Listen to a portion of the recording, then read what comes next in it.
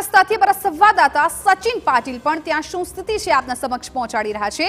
સચિન, અત્યારે અમદાવાદનો લગભગ કોઈ વિસ્તાર બાકી નહીં હોય કે જ્યાં પાણી નહીં ભરાયા હોય ને હવે આ પરિસ્થિતિમાં લોકોને ઓછી મુશ્કેલી પડે, લોકો સલામત રીતે પોતાના ઘરે પહોંચી શકે એ માટે તંત્ર કામગીરી કરવા માટે કેટલું સજ્જ છે?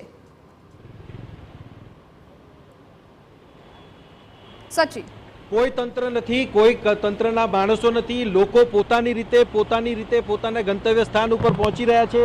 અહીંયાથી તમે દ્રશ્યો જોશો પણ તો કેટલાક જે સ્થાનિક યુવકો છે, સ્થાનિક જે લોકો છે એ લોકોની મદદ કરવા માટે આગળ આવ્યા છે। પાણી ભરાયેલા છે તો કઈ બાજુથી ગાડી કાઢવી, કઈ રીતે તેઓ આગળ વ્યવસ્થિત રીતે નીકળી શકે છે, કારણ કે અમદાવાદ શહેર આખામાં આ જ પ્રકારના દ્રશ્યો દેખાઈ રહ્યા છે।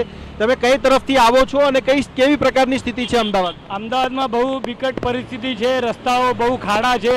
હું શેલાથી વાસણા રહું છું અને શેલાથી હું વાસણા હમણાં જઉં છું, પણ અમે શેલાથી જે આવ્યા છે અમારું મન જાણે છે, એટલા બધા ખરાબ રસ્તા છે કે સરકાર ટેક્સ બધા જોડેથી લે છે પણ એ પ્રમાણે રસ્તાનું કામકાજ એકદમ ખરાબ છે। એટલે આવી રીતે ના હોવું જોઈએ। અમારી તો એક જ વિનંતી છે સરકારને કે સારા રસ્તા કરે, ભલે 2 પૈસા વધારે તોય ચાલે પણ આ રીતે ના ચાલે। બધા બિચારા લોકો હેરાન થઈ રહ્યા છે। તમે જુઓ, કારણ કે ટેક્સમાં સરકાર રૂપિયા તો લે છે પરંતુ એ ટેક્સના રૂપિયાનું ક્યાં પ્રી મોન્સૂન પ્લાનિંગ આવું પાણીમાં જતું રહે છે એ અહીંયા સ્પષ્ટ રીતે દેખાય છે। કોર્પોરેશનમાંથી કોણ કર્મચારીઓ અહીંયા છે એ અમને દેખાય નથી। સ્થાનિક લોકો જે છે એ બીજા લોકોની વહારે અહીંયા આવી રહ્યા છે। ખાસ કરીને ઓફિસેથી ઘરે જનાર જે લોકો છે એમને બહુ મોટી મુશ્કેલી છે અને સાથે જે પ્રકારે વાહનો જે છે બીજા ડિસ્ટ્રિક્ટમાંથી જે લોકો આવી રહ્યા છે એમની જ્યારે પરિસ્થિતિ છે એવી ખરાબ છે, કારણ કે ના રિક્ષા મળી રહી છે કે ના ઓલા ઉબેર કંઈ બુક થઈ રહ્યું છે અને એના કારણે લોકો વધારે પરેશાન થઈ રહ્યા છે। ચાલીને જવું પડે છે, પોતાના સ્વજનોને બોલાવવા પડે છે, કલાકો સુધી બેસી રહેવું પડે છે। એવી સ્થિતિનું નિર્માણ અમદાવાદ શહેર આખામાં આપણને જોવા મળી રહ્યું છે અને પાણી ભરાવાને કારણે જે પરિસ્થિતિ છે પરિસ્થિતિ તમે જુઓ પણ તો લોકો ફક્ત હવે ચાલીને જ પોતાના સ્થાન ઉપર પહોંચી શકે એવું છે। ક્યાંથી તમે આવો છો? પટેવાડી। તમે જુઓ અહીંયા કે પાણી જે પ્રકારે ભરાયા છે કે તકલીફ પડી રહી છે લોકોને। તમે ક્યાંથી આવો છો અને કેવી સ્થિતિ છે આગળ પણ? અને આગળ જવું હોય તો તકલીફ આવી જ છે। જઉં છું, ઓફિસ જઉં છું ત્યારે બધી જગ્યાએ આવું જ પાણી? બધી જગ્યાએ આવું જ પાણી છે। તમે કઈ બાજુથી આવો છો અને કેટલી તકલીફ પડી રહી છે? બહુ જ તકલીફ પડી રહી છે।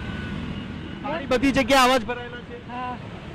વાહન વગેરે કઈ મળે છે ખરું? કંઈ જ નહીં મળતું, BRTS MTS કંઈ જ નહીં મળતું, ઓટો બી નહીં મળતું। કોર્પોરેશનના કોઈ વ્યક્તિઓ દેખાય છે ખરા કે કોઈ મદદ કરે, અહીંયાથી ના જાઓ અહીંયાથી જશો? અત્યારે તો કોઈ મદદ નહીં કરતું, શું કરવાનું? ટેક્સના રૂપિયા જે લોકો કોર્પોરેશન લે છે એનો ઉપયોગ થાય છે ખરો? ક્યાંય નથી થતું, દેખાતું નથી। ઉપયોગ થતું હોય તો હવે હેરાન થાય। BRTS બંધ કરી નાખ્યું, MTS બંધ કરી નાખ્યું, કશું મળે જ કઈ છે સુવિધા? તો અહીંયા જુઓ તમે, જે આક્રોશ છે, જે નારાજગી છે એ નારાજગી લોકોમાં છે કે ટેક્સના રૂપિયા લે છે તો આ રસ્તા ઉપર કેમ નથી એનું કોઈ પ્લાનિંગ દેખાતું। અને આ જે સ્થિતિ છે એ સ્થિતિમાં લોકો છે, અમદાવાદ આખું છે રામ ભરોસે કહી શકીએ છીએ આપણે, જે તંત્ર છે અને આ જે સ્થિતિ છે એ સ્થિતિ શહેર આખામાં આપણે બિલકુલ સચિન, અમારા સંવાદદાતાએ એ વિસ્તારની તમામ વિગતો પહોંચાડી, પરંતુ અત્યારે આ દ્રશ્યો જુઓ, વંદે માતરમ વિસ્તારના આ દ્રશ્યો છે કે જ્યાં અત્યારે રોડ પર પાણી ભરાઈ ગયા છે। જે વાહનો ત્યાં પાર્ક કરેલા છે એ વાહનોના પૈડા ડૂબી જાય એટલું પાણી છે। અત્યારે લોકો અવરજવર કરવામાં પણ હાલાકી ભોગવી રહ્યા છે। અત્યારે થોડા જ વરસાદમાં જો આ પ્રકારની સ્થિતિ છે તો એમસીડી પ્રી મોન્સૂન કામગીરી સામે ચોક્કસથી સવાલ ઊભા થાય છે।